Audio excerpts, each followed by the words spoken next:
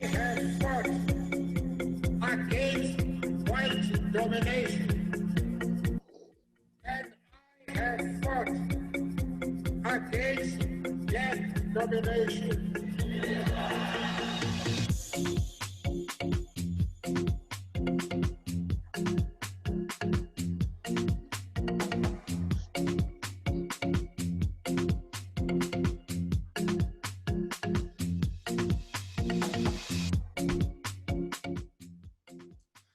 Goeienaand, luisteraars op EFM en vanaand sit ons weer koppe by mekaar.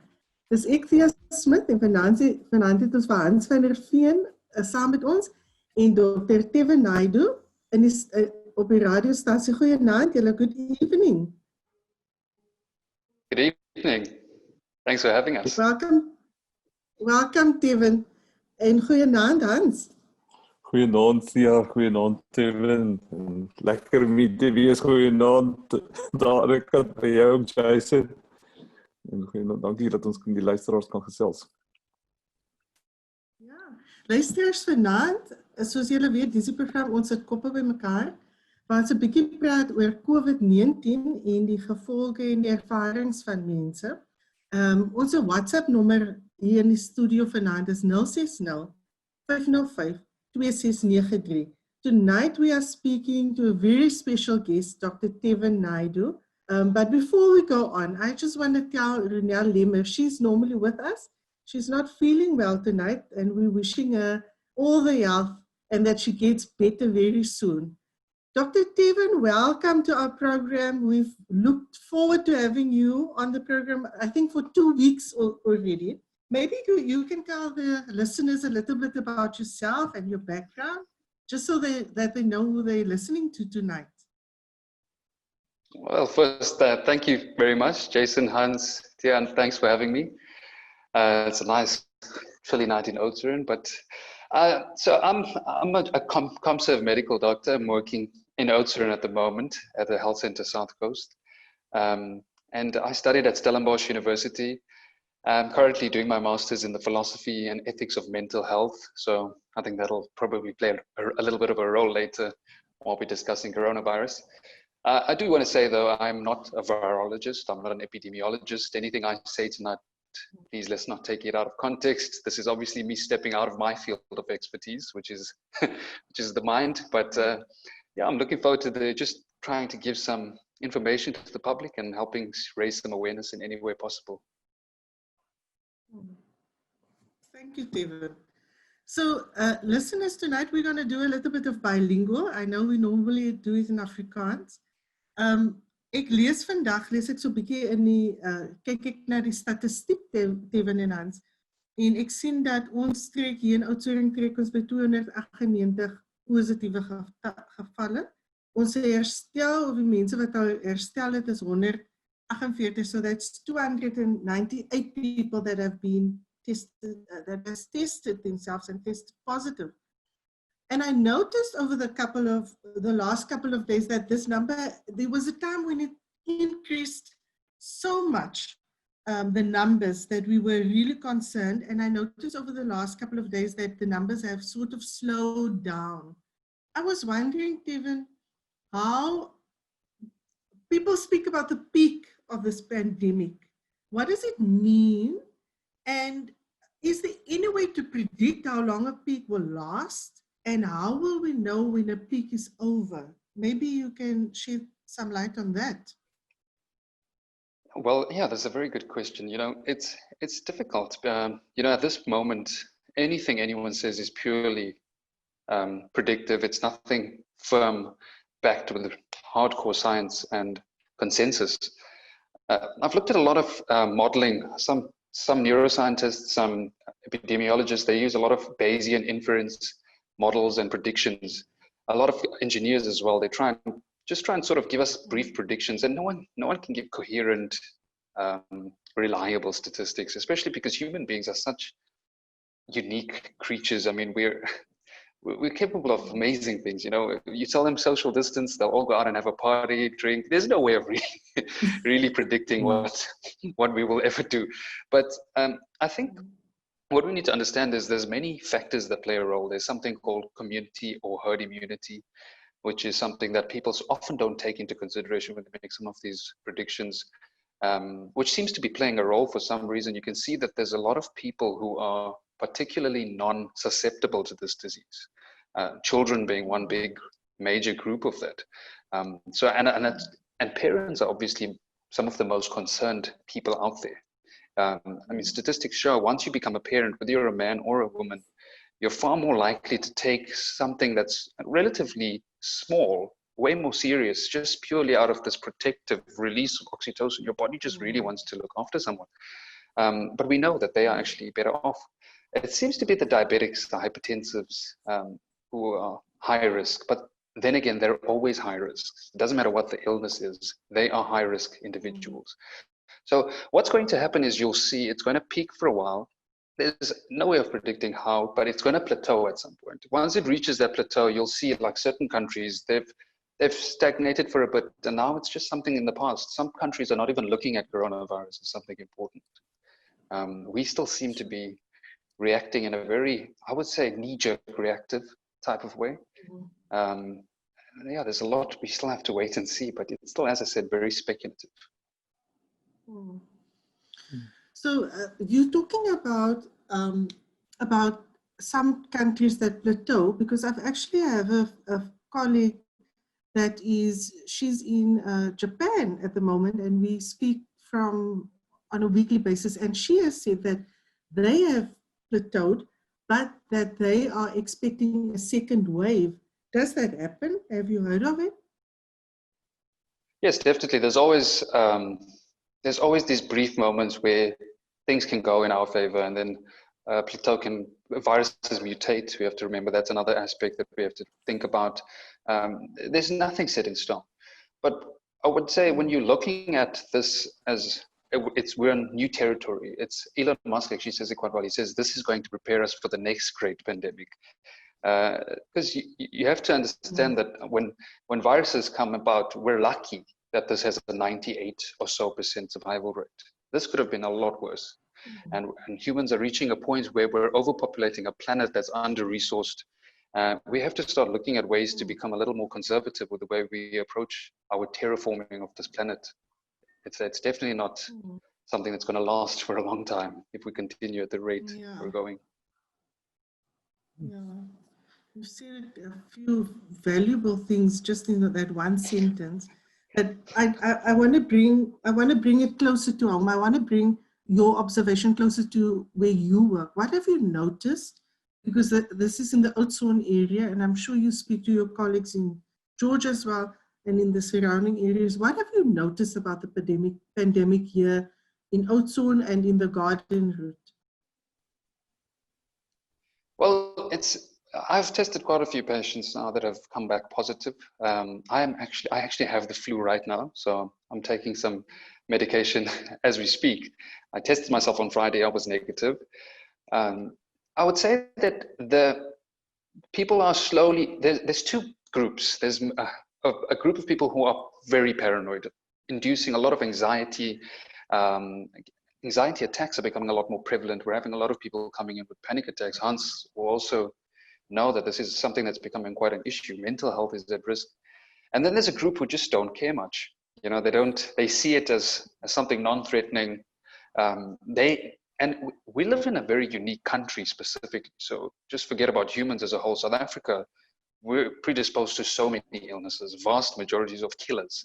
And to a lot of South Africans who live in a household with 13 people, social distancing means nothing. You're living in a shack with 13 other people. There's nothing, you can't tell them to social distance. It's not ideal.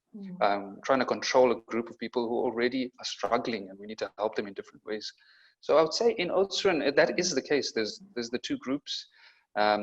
Very rarely do you get the in-betweener who's just semi-worried. So it seems to be quite prevalent. Extreme, very fundamentalist. And Hans, if I may ask you, why do you think a lot of people, like Kevin has said, a lot of people that have never had any psychiatric condition, why are they now experiencing panic attacks? And why aren't these people that have coped previously not coping with this disease? I think in a male-dominated society where we're living, being certain, taking quick decisions about the future, appearing to be knowledgeable about how things will transpire, is very much, I think the way that we operate in our society. And now we've got this pandemic that you make a prediction, not tomorrow, this afternoon you're proven wrong. And so continually, like you need to be flexible, adjustable, wait before you express a strong opinion. And if you look on social media, it's just incredible to see, like what sort of statements, like about Sweden, for instance, they didn't do the lockdown. And then, then just after a while, they said, wow, Sweden, what they lost financially is actually more than the countries that had lockdown. So like then this sort of evidence comes out that, people that made strong statements, so I think we confronted with our whole, we live in uncertainty. We cannot really predict, but this is just exposed that uncertainty. And I think us as humans, we like to try and make as if the world is certain. And so for me, that's sort of one of the core issues. There's certainly other issues as well. So I agree with you, Hans, and I hear that you say that we've obviously evolved to a man-made society, and our communities are determined by certain principles and models that have changed over time. And now I hear even talking about the virus is sort of an equalizer, that somehow it's equaling out the overdense populations. And surely this is what evolution is about, isn't it, Evan? Isn't no, this 100%. Darwin said it beautifully. I mean, natural selection, the theory of natural selection is actually one of the best theories out there because it's so well backed up by evidence. And it's undeniable when you see how DNA mutates, how genes tend to transmit and transfer.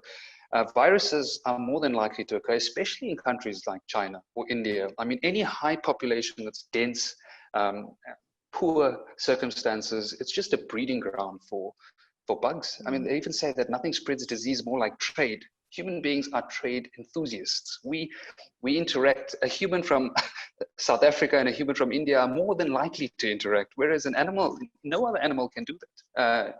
Birds are the only few mammals that can really just travel across the world. I mean, we're quite unique, and it is sort of, I don't like to say it like it's this balancing act that's about to happen, but yeah, it is something that is a big deal. We have to take into consideration that this is an under-resourced planet, and we are abusing it. Mm-hmm. So obviously, we still have autonomy to some degree, and one of the things are the precautions that we need to take to avoid us getting the virus. And I know that initially, and the virus it's developing, and we continually hear that no, now you don't need to. There's not an incubation period of 14 days. It has changed now already. So maybe when we're going to take a music break now, but maybe Tevin, when we come back and luisteraars, all the people of Eden FM, when we come back, we will speak about what precautions can you take and how the measures and how the disease has even changed and information has changed over the last month. So we are going to listen to a song by Black Eyed Peas called Where Is the Love? See you after the music break.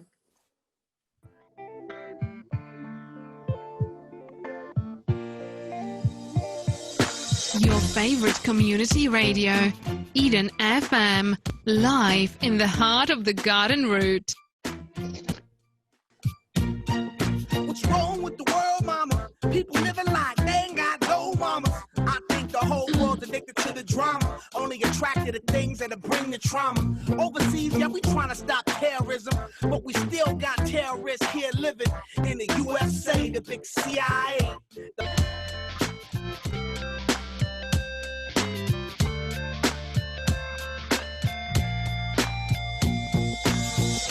I feel the weight of the world on my shoulder as I'm getting older. Welkom terug luisteraars en vanaand die koppe sit by ons het koppe by mekaar.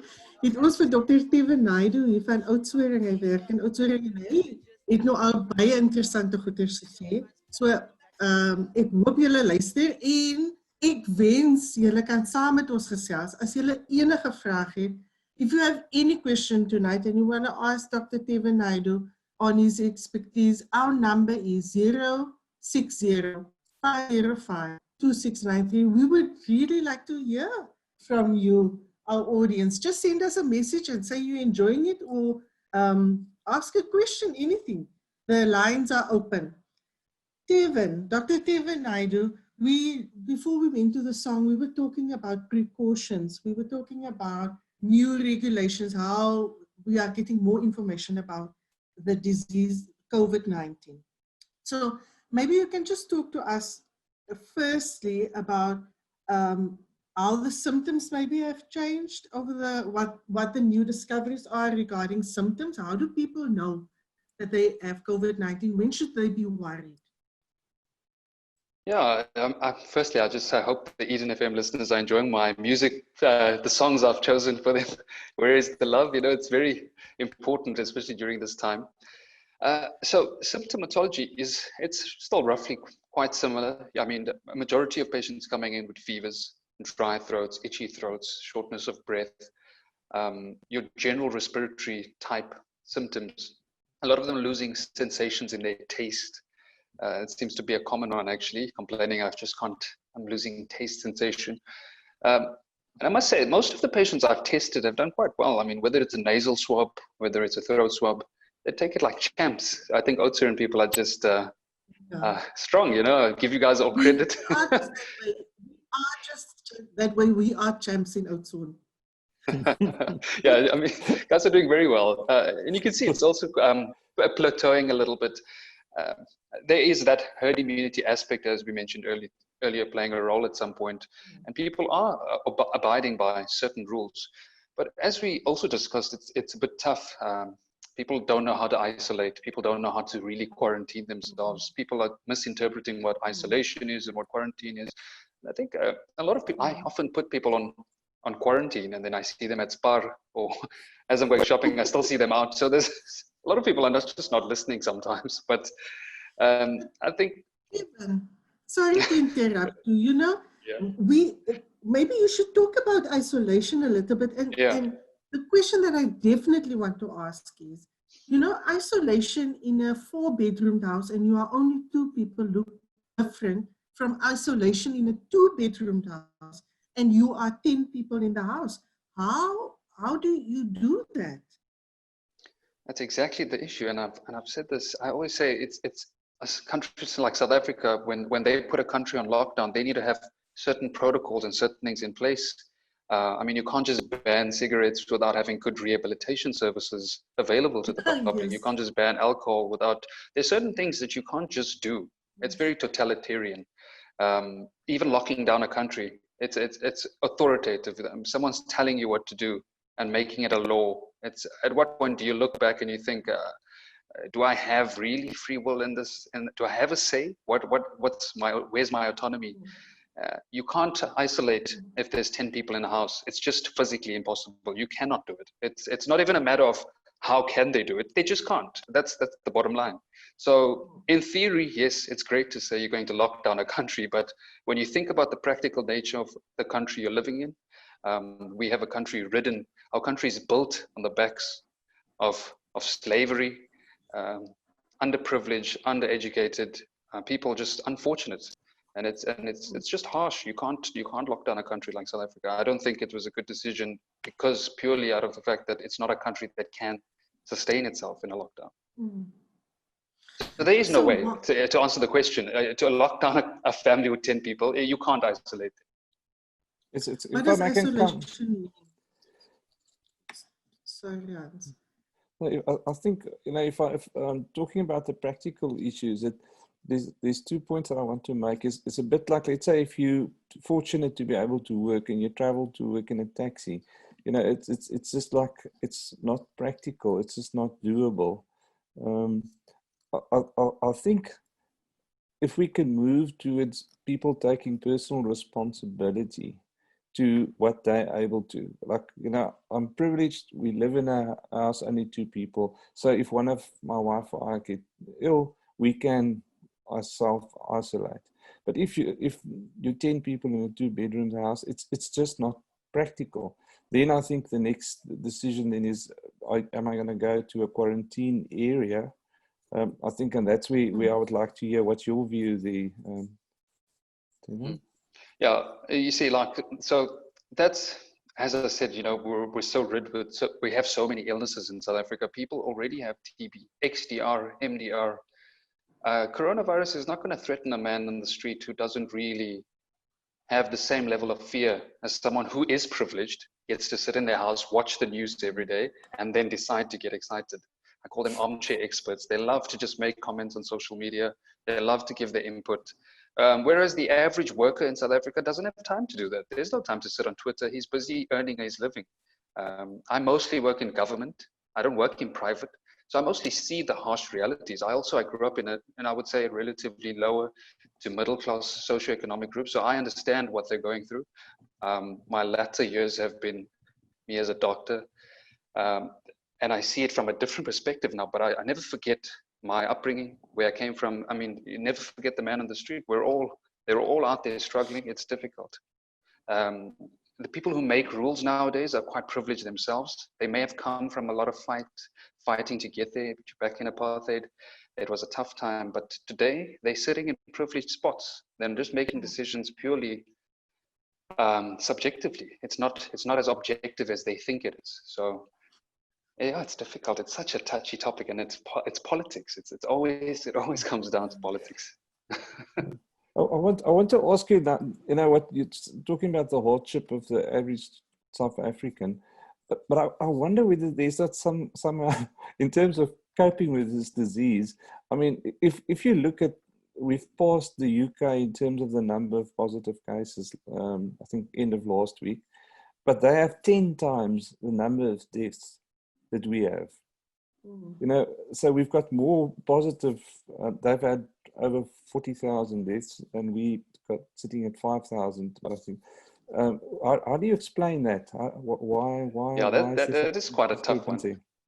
There's several theories try to explain that. A lot of people go to the BCG vaccine. Certain people blame it on other aspects. Our herd immunity is possibly stronger because we're so exposed on a daily basis.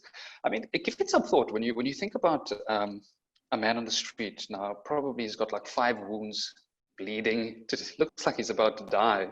And yet for some reason, he's not in the hospital with a severe infection. He's kind of surviving. It's one of those strange things. Yet you get an American man, let's hypothetical example, who's relatively fit, healthy, he gets one cut, ends up getting a severe infection, goes to the hospital. We're a very interesting country, but I don't want to give you false information. I don't have the facts on that, but it's interesting. I think it is something that's very intriguing, and epidemiologists, virologists, a lot of people should use our population as a tool. I mean, I wouldn't say that let's use us as a study experiment, but we are a country that provides with valuable information. Doctors from all over the world come to South Africa to study the worst conditions because we are exposed to the almighty when it comes to medical conditions. So yeah.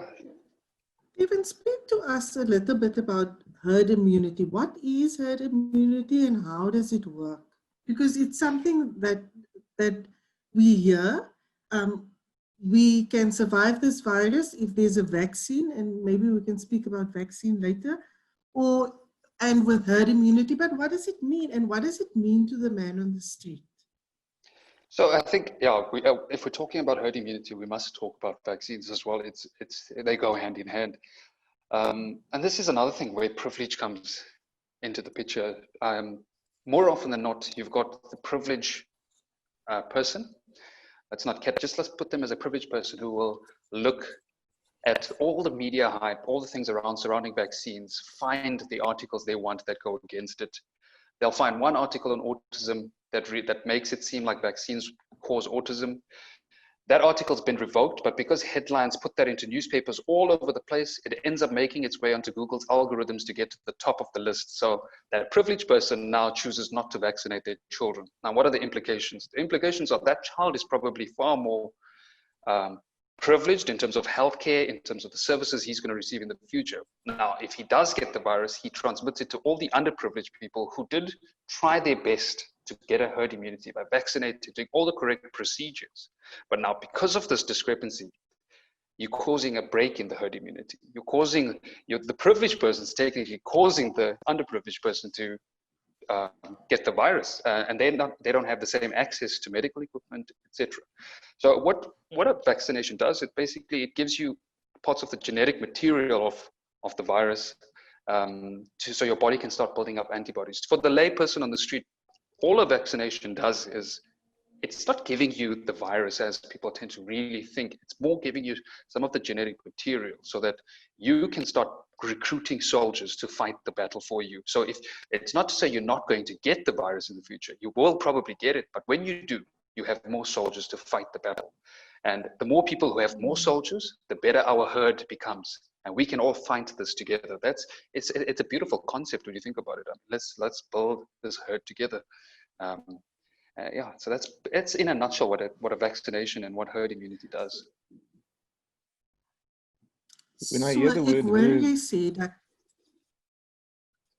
dat wanneer ons inentings kry teen hierdie virus, dan kan ons gesamentlik dit veg, die COVID-19 virus.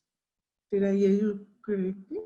So yeah, so as more people get infected, technically what's going to happen is we're all going to start building antibodies, which in theory will help. It's not to say that something might happen. There's always outliers. There are always circumstances we cannot predict. No model that can generate predictive outcomes that are accurate 100%. So, but yeah, in theory, that is what we're aiming for. So, luisteraars, daar het julle dit. Dr. Teven Naidoo is hier by ons vanaand. Ons praat oor COVID-19 en ons praat oor die nuwe verwikkelinge soos die virus, soos daar meer kennis ontdek word van die virus. Ons gaan nou eers 'n musiekbreek vat en Dr. Teven het vir ons 'n musieklysie opgestel, so hierdie is uit sy argiewe uit en ons gaan nou luister na Imagine van John Lennon. Sien julle na die musiek?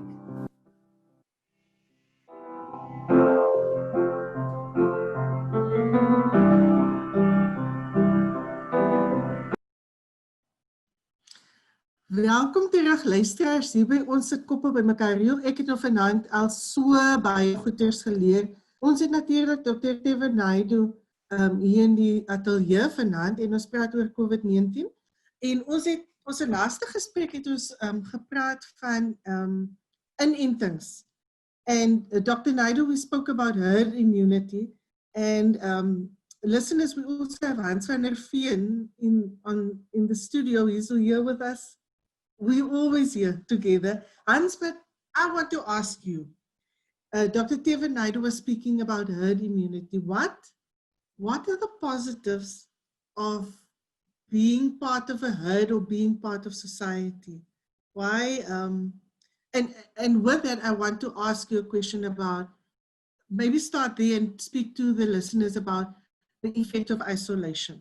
What isolation does to people. When Dr. Naidoo used the word herd, it was just such a lovely, like a metaphor of what's needed in our community, in our society, and across the world. It's not one person that's going to solve this issue.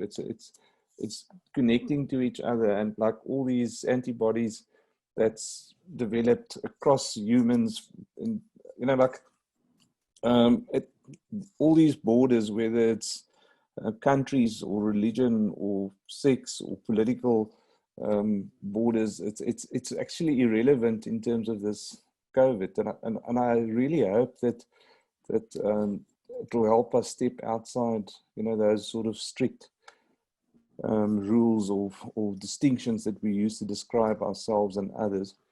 And then your second question regarding the effect of isolation, I think humans are social beings, finish and klar. You know, so if you think in the days of apartheid, the worst way that a political prisoner was treated was by put in isolation cell. My first job as a psychologist was in Johannesburg prison, Diepkloof. And I remember when I arrived there in 1992, it was just at the end of those isolation cells, and it had this. I remember going into that cell, and it just had this sort of heaviness associated with, and speaking to people that were in those cells. It's hectic on your mental health. A lot was said about Winnie Mandela, that spent a lot of time in isolation, how it affected her psyche. So you know, now we're asking someone to isolate him or herself for the good, for his own and the community's good. So it's like we're asking that person to do something that's very counterintuitive. So you know it's the right thing to do, but it's not the natural thing to do. And yeah, so that's like. Yeah, no, well, Hans, you touched us on a very good, important thing there. I mean, they call them sensory deprivation cells. I mean, if you think about it, in a prison, you're surrounded by psychopaths, murderers, rapists, and yet you'd still rather spend time with them, rather go into that isolation cell. And that says a lot about human beings and how much we seek the other person's attention or just company in general. Once you put someone in isolation for too long, the outcome is severe. You start hallucinating, you start having some severe mental breakdowns. Your sensory deprivation, your brain starts to compensate by creating new realities for you. So it's a dangerous game. Yes. It's very tough. And the autoimmune disorders that come from that, the overall psych issues that are generated from this type of behavior could actually cause more harm. But right now, I mean, if you can quarantine, I think, yeah, at this point, we should talk about some practical things, especially for South Africans, how they can approach this, Yes. Especially for the man on the street who's living with a lot of people. First and foremost, Yes, I think please. the most important thing is to make sure you're practicing good hygiene. We've said this for years, and it hasn't been something that's new. Germ theory has been around for a long time. Wash your hands. I mean, we know the virus is so fragile. The outer layer, the RNA, the membrane is so weak compared to soap. I mean, soap kills it. So wash your hands, eat healthy. If you are someone who takes chronic medication, the most important thing to do is to take your meds. I mean, you've got to control these conditions before they control you. So do that. And then if you are in a household that's very overpopulated, I mean, if you can, if someone is sick, get them a mask, let them put on a mask so that they at least don't spread it out. The droplet particles don't spread into the house. Make sure you're constantly cleaning. Excuse me, Devin. Mm-hmm. Sorry, Devin. So you are saying if somebody has tested positive within the house, even if you are staying in a one-bedroom house, that person should wear their mask in the house with the people that they are living with? Yeah, I mean, yes, definitely. If you don't want someone else to have it, I mean, these masks are specifically, well, prior to COVID, these masks were for people who are coughing. It's not when people saw people in China wearing the mask, it was more for pollution purposes than actual viruses. So these surgical masks specifically are more for spread rather than protection. I mean, and now I see a lot of people wearing these masks with a false sense of security. They kind of rub their face with the mask, they touch any surface, wipe their nose, adjust their masks. There's no real scientific background behind what they're doing. So you're doing more harm in that sense. So if you're at home with people, you are positive. If you can't isolate at home and you can't quarantine, there's too many people, there are certain places that will do it for you. So try and find some of those quarantine areas, go to the hospital, go to speak to the NICD, call the hotline and discuss. There are people who can help, but as I said, it's still difficult. It is quite difficult. So luisteraars, daai het julle nog gehoor. Hygiëne is aan die orde van die dag. Hans, wat dink jy?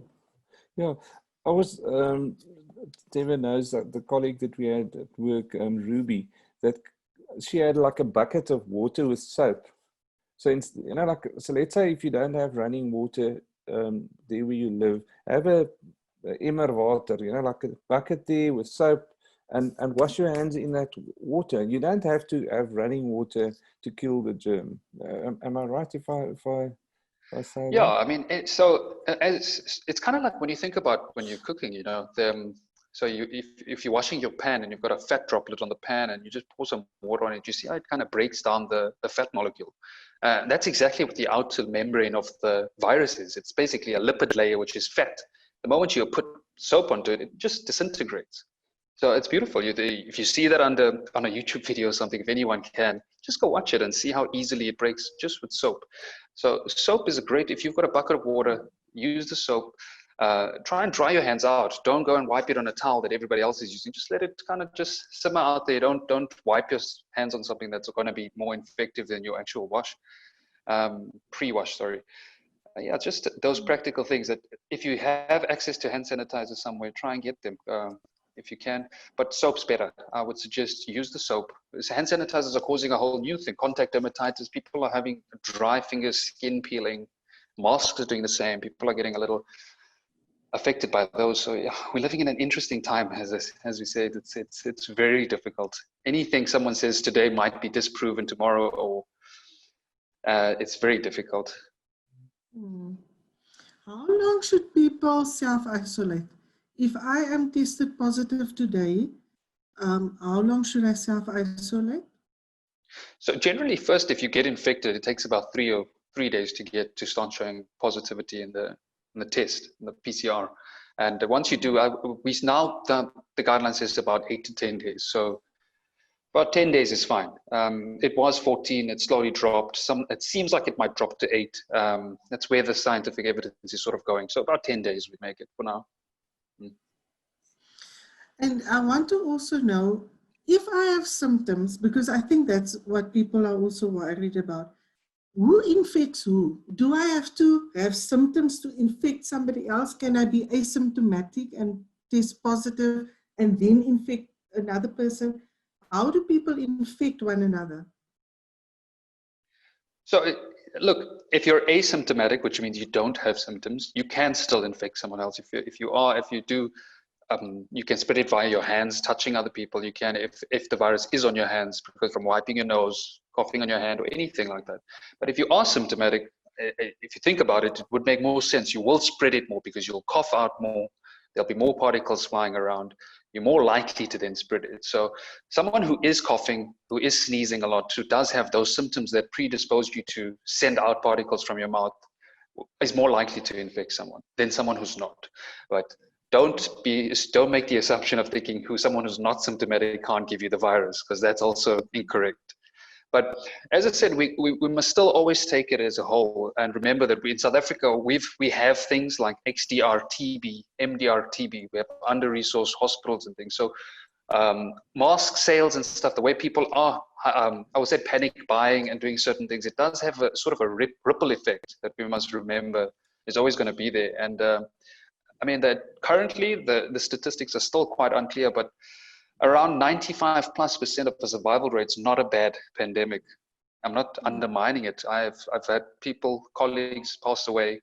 It's very serious. It's something we should take seriously, but we should also approach it with a level of scrutiny and criticism as well. Humans have a long history of making incorrect decisions, thinking too emotionally, rather than sitting back, taking the view from a wider perspective. As Hans was talking about these borders and things, I mean, if you think about what a border is, it's just an imaginary line we've drawn on a map. I mean, there's no real place where you look at another country and think that's where this country ends and this is where the other one starts. We tend to make those social constructs generally, and it's usually coming from a power position as well. So when the media or politicians tend to hype something up or find the statistics that suit their cause, it will eventually lead to, I would say, more suffering on the lower levels of society. Dr. Teven, we have a question from one of the listeners. It says, it's written in Afrikaans, but I'm going to translate for you. The question is, if I know today that I have the virus, how far back should I go in terms of days to let the people know that or the people that I was in contact with 2 days back or 2 weeks ago. So if I know today, if I found out today that I'm positive, should I let people know that I had contact with 2 weeks ago or just 2 days ago? How far back should I inform people? So, okay, this is a this is a bit of a blurry one, but look, as I said, if you in contact with someone today, you're more likely to show symptoms after about 3 days after you're in contact with that person. So we must think about that first.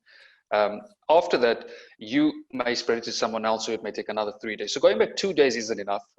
Based on that, you got to at least think, okay, if I'm showing symptoms today, when did I really contract this? It could have been about 5 days ago. It could have been about 3 days ago. It also depends on your symptoms. So, I mean, if you're trying to trace and you want to have accurate tracing, I mean, go back about as far as 2 weeks, but it's still very difficult. It's a tough one. The NICD still doesn't have it 100%. A lot of countries are struggling with that. So I would say, but 2 days definitely not enough. You have to go back a little further because, as you can see, there's an incubation period. The incubation period is the period between when you get infected and when you start showing symptoms. And this one seems to be around 3 to 4 days. And it fluctuates. Not everyone reacts according to the statistic. So if I get it right, you're talking about plus minus a week. You should at least give yourself a week's allowance of the contact that you had with people. Exactly. Talking about that, because I've gone for a test. Went for a test, and then you have to write this list of people that you've had contact with and the phone numbers and the ID numbers. And I just forget, did I go to Pick n Pay or Spar or where did I go? I don't remember. And now I see that they've started or they've implemented or suggested this track and trace system here in South Africa. And I know you're studying ethics. So what ethically, and Hans, you can also talk about what are the ethical because it can be, there's a positive spin to this, right? That people can track who they've been with, but ethically. Hans, do you want to take that first? Yeah, I think it links up with your previous statement. You know, we in terms of authoritarian state, this virus is a great opportunity to control the citizens and have more power. And this contact tracing via a mobile app fits that narrative. So it is a little bit worrying. On another hand, it can give you good information who you were in contact with. So if it's a state that you can trust that will not abuse it, then yes. And that decision I'm not going to. Does that exist? Does that exist? Yeah, you see, that's a tough one. You know, like even with Facebook, people use it so freely and they feel so trusting of the application. And then you see how Facebook basically won Trump the election. They track the certain people who are query orange and not yet voting for Hillary. And they send you on this path of just sending you targeted advertisements that once you click it, you have almost a 95% success rate of possibly voting for Trump afterwards. And when you think about things like that, you have to understand that the internet, Noam Chomsky talks about this very well in his book, Manufacturing Consent. Anyone should just grab that book and give it a read. You see how the media and how people control you every day. And even if you might think China's a communist country and they're so much far off and worse than us, you have to look at a democratic country very seriously and understand that a democracy is only as good as its people. If its people are gullible enough to follow whatever the people want you to follow, they will be. It's a different form of control. You just have to remember capitalism. All of these regimes have their flaws, and these types of apps are just another example of how people can sort of dissect your autonomy and just remove your private space. And it seems like slowly that's never going to exist anymore. There's going to be a time where it's going to be easy for anyone, even the layman, to sort of hack your privacy in some form, some way or the other. So we're moving towards a very strange time in history. So this track and trace system can be positive because I could actually go back and check. Okay, so 2 weeks back, and going back to this person's question, 2 weeks or a week back, I met up with Hans and Kevin and Jason, and so I need to contact them. But there are ethical dilemmas concerning that your privacy is being invaded. But let's also quickly, I think we're almost close to ending our show, but before I go, disclosing your status. Should you or shouldn't you? What do you think? Are you asking Hans, me, Hans, you? I'm asking both of you. Should you, Look, shouldn't you? it's People need to know. Yeah, look, that's still, you know, in medicine, we work with certain ethical pillars, autonomy and beneficence. So beneficence means always do what's best for the patient. Non-maleficence means if you can't do what's best for the patient, do no harm. And now you have to balance that. And then there's the fourth pillar, which is distributive justice. So a lot of the times, patient autonomy, you got to think, okay, I want the best for this patient, specifically this one. And this patient does not want his status disclosed to other people. He's going to try his best to go home and isolate and not talk to anyone. Should I break his privacy for the beneficence or for the best for others when I am doing harm to him, who's got certain maybe religious, social, other cultural, contextual issues that are affecting his status disclosure? So it's not an easy thing. And I don't like when people kind of, they just want to give their opinion on how to approach these things. I mean, it's so complicated. We're all treading on fine ice here, and it's tough. It is difficult. Ideally, if we're trying to really lock this down, it's going to be more helpful to disclose the statuses for the greater cause and for what we're trying to do. But it's just one step further from forcing everyone to disclose their HIV status. Where do you draw the line? These are certain issues you can't just tackle with one knee-jerk reaction to COVID. Yeah. I think I agree with you. We're out of time. A quick answer. Yeah, I think that, you know, what I feel is true and is necessary in this time is to care. You know, and it's a very simple. We know when we care. You know, so let our decisions be driven by care, and you know, sometimes it's philosophically it's difficult to get the answer, but if we bring it down to that, it helps. That's exactly why I chose those songs. I mean, if you listen to the words in all the songs I chose, that's the premise. Just care for the greater good of humanity, and we'll be fine. Yes, thank you, Hans, but especially thank you, Dr. Teva Naidu, and listeners. I learned so much. Thank you for being on the show and teaching us more about the COVID-19 and sharing your expertise with us. Listeners, luisteraars, ons is volgende week weer terug. Dan sit ons weer by mekaar. En dan het ons volgende week weer 'n gas hier in die ateljee. Ons gaan nou uitspeel met die laaste liedjie op Dr. Teva Naidu se lysie. En dit is 'n liedjie deur Michael Jackson, Man in the Mirror. Goeienaand en wees veilig.